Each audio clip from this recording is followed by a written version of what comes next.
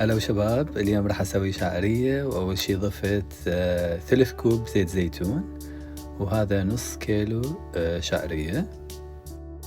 وتعرفون على مود نحصل على شعرية زينة لازم نقلبها كل زين.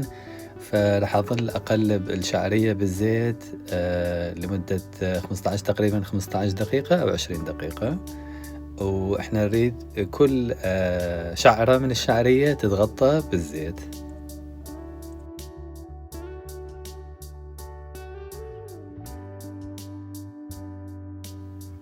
وشوفوا هاي ورا 5 دقايق بلشت تتلون شوية، وهاي بعد 10 دقايق من التقليب. شوفوا شلون لونها بلش يصير بني أو ذهبي. وهاي بعد 20 دقيقة شوفوا شلون كلها تحمصت وصارت حلوة. وهاي الطريقة اللي تخلينا نحصل على شعرية كلش نثرية مو متكتلة. هنا ضفت خاشوقة كوب ملح، وخاشوقة كوب فلفل أسود، وأضيف قلاص ونص من مي البوري العادي، وأقلب الشعرية تقريبا بالمي فد دقيقة واحدة.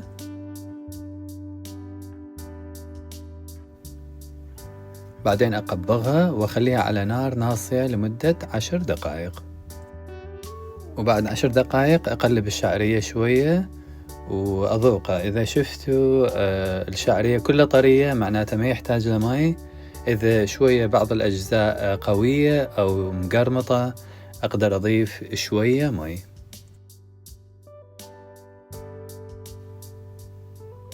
وهنا ضفتوا خاشوقتين أكل من المي لأن شفتوها شوية تحتاج بعد مي.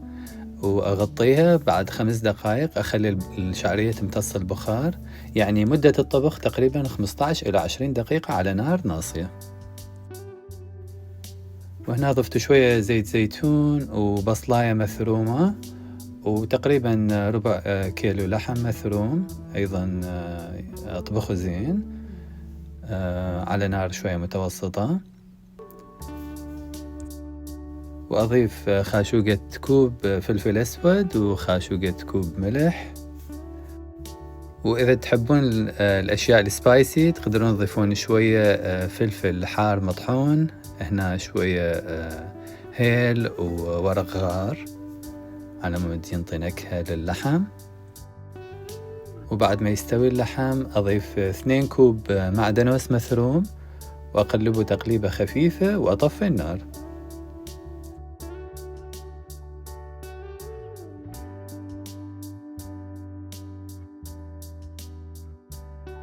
وطبقنا صار جاهز للتقديم. أجيب الشعرية وأخليها بالطبق. بعدين أجيب كاسة صغيرة على مود أبني عش. إذا عندك أطفال تخليهم يبنون العش أكيد راح يتونسون، لأن أنا شفتها تونس هاي العملية.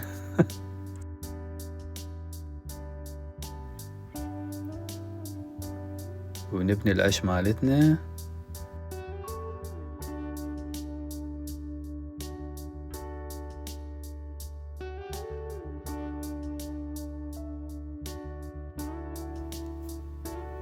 وأشيل الكاسة وهسه أضيف اللحم اللي سويته.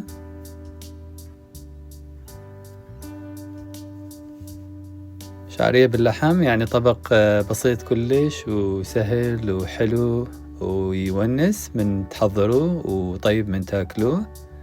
أتمنى الفيديو يكون أعجبكم، وشكرا للمشاهدة. طبعا إذا كنت أنت طبعا تحب الشعرية وتحب اللحم فهذا الطبق كلش مناسب إليك.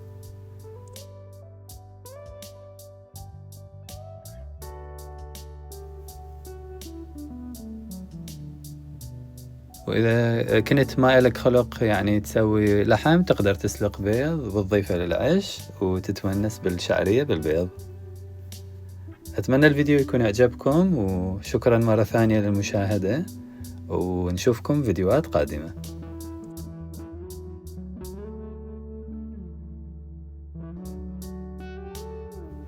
شعرية باللحم أو شعرية بالبيض طبقنا لهذا اليوم من مطبخ العاني.